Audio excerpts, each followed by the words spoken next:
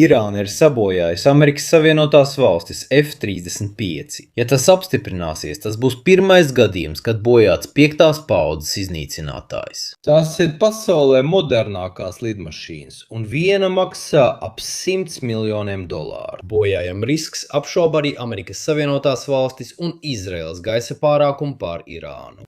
Tas nozīmē, ka pēc 3 kara nedēļām režīms joprojām spēja, kaut arī daļēji, liekt piekļuvi savai gaisa telpai. Pievērsīsimies video, ko izplatījušas Irānas varas iestādes, kurā redzama raķetes trāpīšana F-35. Vēl nevaram noteikt, vai video radīts vai mainīts ar mākslīgo intelektu, bet par to diskutē arī uzticami avoti. Nav apstiprinājumu no Amerikas Savienotās Valstis iestādēm. Viņi norādīja, ka F-35 veica ārkārtas nosēšanos nevis misijas laikā, un irāņi nav uzrādījuši vraku. No video ieraksta nevar pamanīt nekādu F-35 reakciju, neizvairīšanās manevrus, lai izvairītos no raķetes, ne arī signālraķešu izšaušanu. Lai apmānītu raķetes termisko sensoru, piloti parasti izšauj signālraķetes, kad to svajā raķete. Tas ir pretpasākums, lai apmānītu sensoru, ja raķete izmanto pasīvo vadību un seko lidmašīnas siltumpēdai. F-35 sistēma neidentificēja tuvojošos raķeti. Iespējams, pilotam nebija laika reaģēt un izmantot pretpasākumus. Jāatzīmē, ka Irānas video redzamais mērķēšanas tīklojums ir identisks dronu notriekšanas video. Asharakash sistēma, īsa darbības rādījus, pretgaisa aizsardzība ar ātru izvēršanu Irānā ir vairākās variācijās un visticamāk izmanto līdzīgu sistēmu. Ir pieņēmums, ka F-35 ticis trāpīts, bet video ir viltots. Ko jūs domājat? Vairāk informācijas meklējiet komentāros vai aprakstā.